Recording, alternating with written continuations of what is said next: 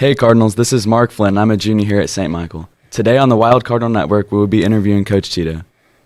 Coach Tito is the boys soccer coach at St. Michael and has had many successful seasons. Today we're going to be going over various parts of his coaching career and what his plans are for the future. How are you today? Doing well. Thank you for having me, Mark. Okay, we're going to get right into the questions. What was your favorite part about this season? My favorite part about the season was just how we turned it around. We started off, pretty slow at the beginning of the season. Well, not slow. We had a little bit of our setbacks, but just the way we went on a 12-game winning streak and we turned it around, I think that was, as a coach, that's pretty exciting because you go home after each game thinking, what can we do better? And when it started to click and we started winning and you guys started having more fun, that was awesome. Yeah, it went by really fast. It did. The wins went by really fast, and the losses went by really slow and a little bit painful at times. But that was really cool to see. I really did enjoy that, and how we were able to maintain and be consistent for 12 games. I think that was awesome. Yeah, jumping on that, how do you keep your players fit for so long? I think, it was funny you say that because my cousins came to watch the game on against Bayshead and the last one, and they're like, I know you guys lost, but one thing about your boys is that they never quit. They just kept running. And I think, we try to keep it as intense as possible. It's training. I know you have experience now being with us for a year. Some days it goes well. Some days it's just not the best.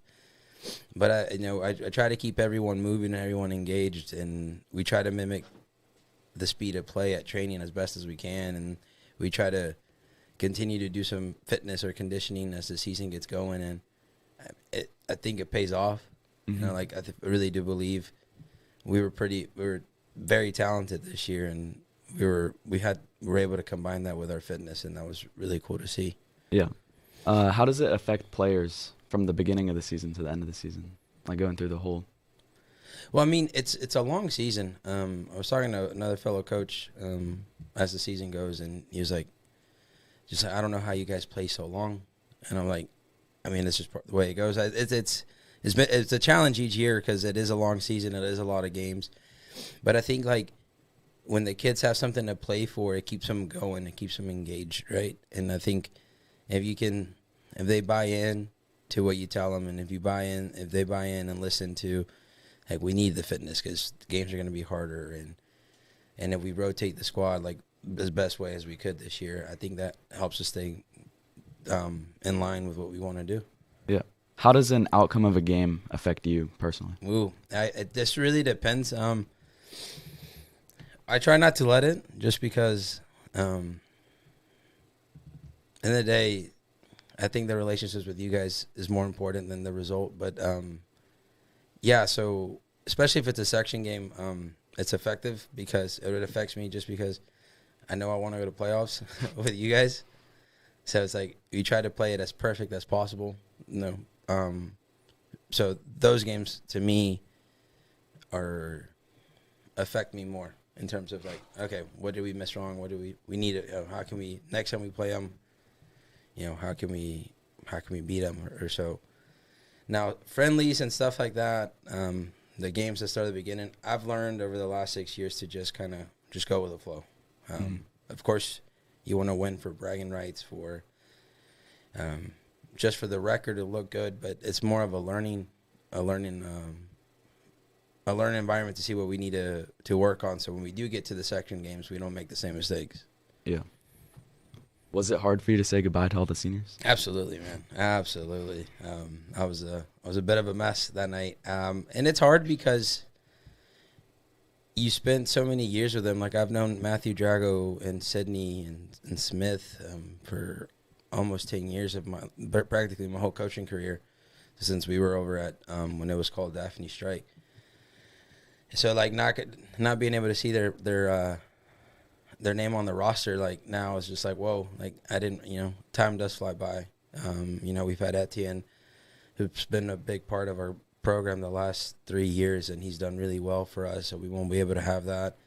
Players like Sam Edmiston, that is a dual athlete and adapted well to the game and had a great senior season. players like Eddie and James who busted their butt every afternoon, and every time they went in, they gave it their all. You know, Nick, who's one of our most versatile players, you know, we won't have that. And in the afternoon, won't listen to his – like the camaraderies that you build with these guys, with these 9 men, like they're just not going to be they're not there. So, yeah, it's going to be different. I mean, you're used to seeing these guys every afternoon for 4 to 6 years, and it's just kind of like, whoa, like time does fly by. So it's like, and it's like we had good memories. It's not like it wasn't like, oh man, it was rough or anything. Like we did well. We were competitive. We had fun. We made big wins. We competed against teams. Like, for instance, like, you know, we used to lose to some of these teams, and now we're beating them. And so, like, for them to be able to see that and how much it turned around, our program had turned around, is just awesome. You know, it's just different. It's hard to swallow because you really felt at some point we could really do this. Yeah. We could really do this, and we would have gone over that hump. The ball would have just gone in that Friday night. I guarantee you we would be having a different conversation right now. Definitely. But yeah, it's hard for that reason. It's hard for that reason that the relationship you built and everything they've earned, everything they've built over the last couple of years, and to kind of not end in one of those ways, it does sting.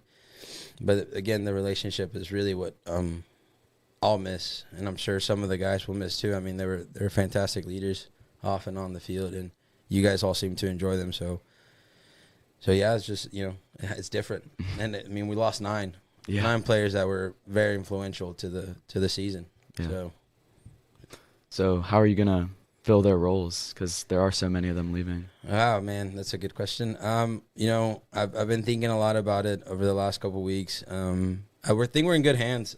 We have a lot of young players. We're gonna be young for sure, but I think we're gonna be young and competitive. I mean, so after those 9, I mean, we only have 4 seniors, so you know, they're gonna be all taken into account, and then from then on, we got to start plugging and chugging to see what sophomores and juniors and freshmen or even 8th graders are gonna do.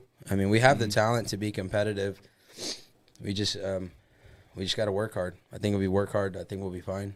You know, it's time that we're not a public school, a big public school, where, you know, we have multiple kids. We have to rely on what we have, and we have to work with what we have, and we have that. You just gotta, you know, we gotta trust them, and we gotta be able to finish through. What are you looking forward to most next season? Well, if it's, I think we're gonna be playing in 5A next year. So really, I think so. I don't know. We haven't got the classification for soccer, but because our girls program has been so successful, I think we're gonna be playing up. So we're just moving up, which is not a big change from 4A to 5A. We used to do 4A and 5A. We played some 5A teams. Yeah, we did. I mean, we beat Gulf Shores, ended up being the state champion. You know, we didn't play that many, but we played them. We played John Carroll, which, you know, shouldn't have lost 1-0 in the last minute of the game. So I'm excited for that. We're hosting Grace Christian again, or Grace Franklin. Grace Christian Academy is coming down. They enjoyed playing us. I enjoyed playing them. So they're coming back down. And then another team from Tennessee is coming down in April. God willing, everything goes okay, and we're able to host them. So that'll be fun. I'm looking forward to that. And how are you going to encourage the boys next year to do as well or even better than we did this year? Well, I think we've had 2 years of heartbreak, man. I think as much as there's a lot to say to motivate you guys as a group, there's nothing more motivating than that. I think, you know, the year before you got here, we lost to Bayside and PKs. So, then this past year it was 2-1. So I think there's to me personally, that should be motivation enough to push through and to want to be better than where we are. I think because those younger players did see that, because it's pretty painful at that time, at least in that day and maybe the next day. That should be more than enough to want to overcome all our bumps on the road that we've had and to make it as far as we can. That and it's just a constant reminder every afternoon. It's like, where do we want to be in May?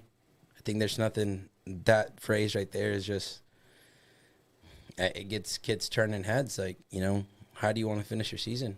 Do you want to finish your season in class, taking a test, or do you want to be finishing your season in Huntsville as you getting ready to kick off for a state semifinal? So we have the tools to get there. We just got to I know we want it. We just got to put in the work. We got to put in the work. We're going to be talented. We're just going to be younger than what we've been in, I guess, 2 or 3 years.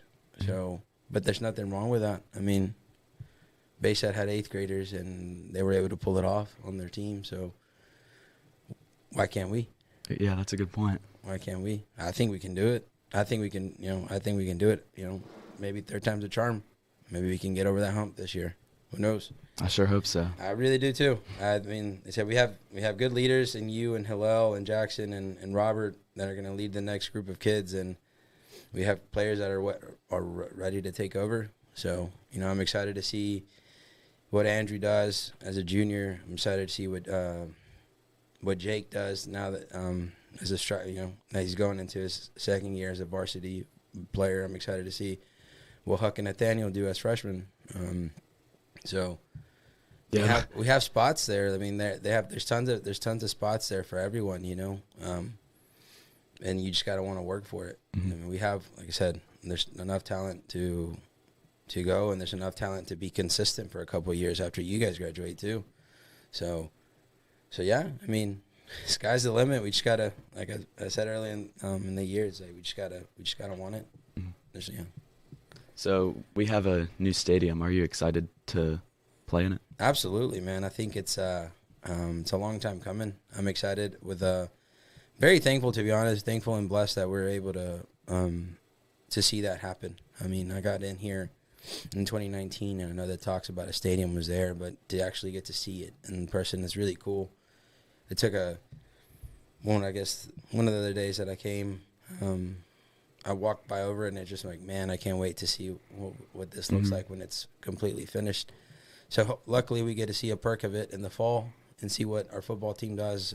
So that'd be really cool to see them actually get to play in their home stadium. And but it's going to be really cool to see what we can do with it in the spring. Hopefully, I know it'll bring us some awesome stuff throughout the season, and just to be able to host and not host our own home games is a cool thing in itself. We don't have to go from place to place, and now we can just come here. Yeah, it was kind of weird going from Manly to Christ the King, and then to the Fairhope Stadium. Yeah, it was, but I mean, we had our victories everywhere, which was really cool. One thing, we were undefeated at Manly. We only lost to McGill at home 3-2, and we were undefeated up until the last game against Bayside at the stadium. So that says that we were able to play wherever. It didn't matter how big the stadium, how small the field was, who was there and who wasn't. We were ready for every challenge. So that was cool. I think, but I'm really excited to just be able to have a place called home for us and for y'all. I think for you guys as seniors next year, it's something that you should be pride about. Yeah, it definitely is different playing at the school rather than somewhere else. Right, and I think it'll attract even more kids to come, and more people to come to our games. So yeah, I'm excited to see what it looks like in the fall for our football team, and just to kind of set the tone for what it could look like in the spring as well. Looking forward to that for sure. Well, thank you for coming out. This has been Junior Mark Flynn and Coach Tito. Make sure you don't forget to like and subscribe to the Wild Cardinal Network YouTube channel so you don't miss out on any important content we release. Go Cardinals.